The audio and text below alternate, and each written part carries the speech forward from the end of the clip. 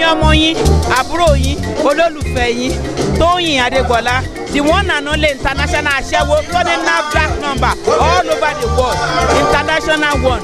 Another one is a counterfeit. Mo ń fi àsìkò yìí rọ̀ yín, ike kí n máa wo ètò Bisi Ologe Show. Àtọkùnrin, àtobìnrin, obìnrin olóríire, Bisi alálùbáríkà, ẹ̀yin bàbá tẹ́ ní ìyàwó tó dáa nílé, tẹ́ ẹ dùn, ẹ wo mi lọ́kọ́ mo ti ṣoge láti òkè délẹ̀ ni. Mo ṣoge yẹn láti òkè délẹ̀. Ṣé ẹ ti rí sá? Ẹ máa wo Bisi Ologe Show.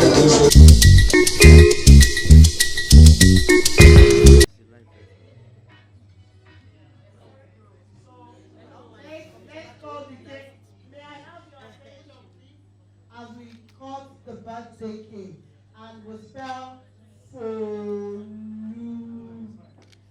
So, can somebody give me a F?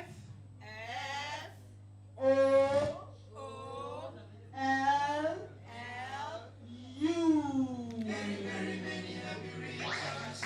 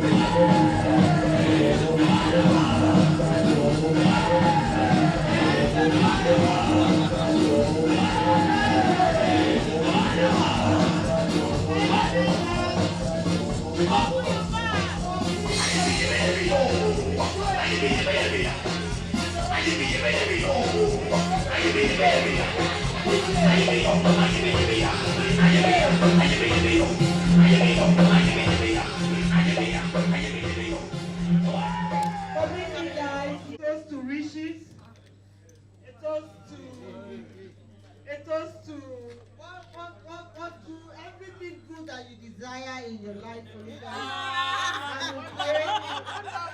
And it will not be the last. You will continue to celebrate. And if you also welcome the chief press secretary to the you came earlier, then you left, and then you're back. Thank you so very much for honoring Foluke. Let's go. So it goes, please. It goes. Foluke, get your glass.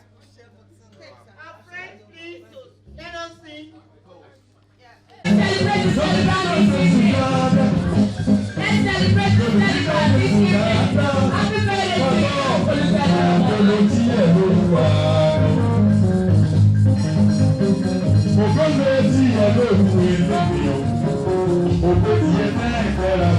Hey! We know you are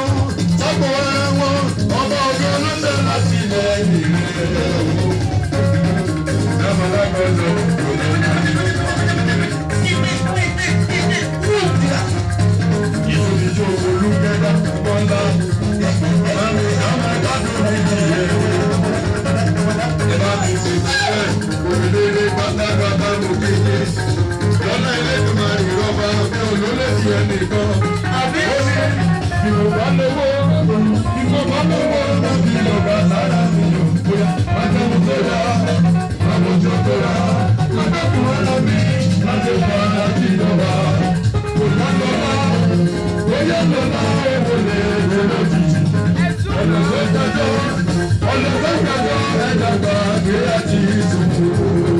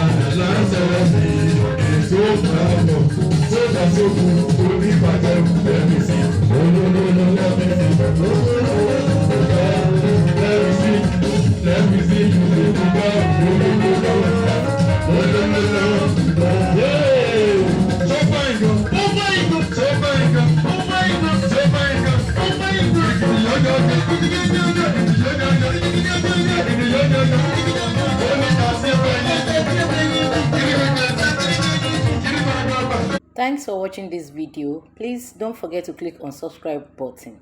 Kindly comment and share. We drop new videos daily. Thank you. God bless you.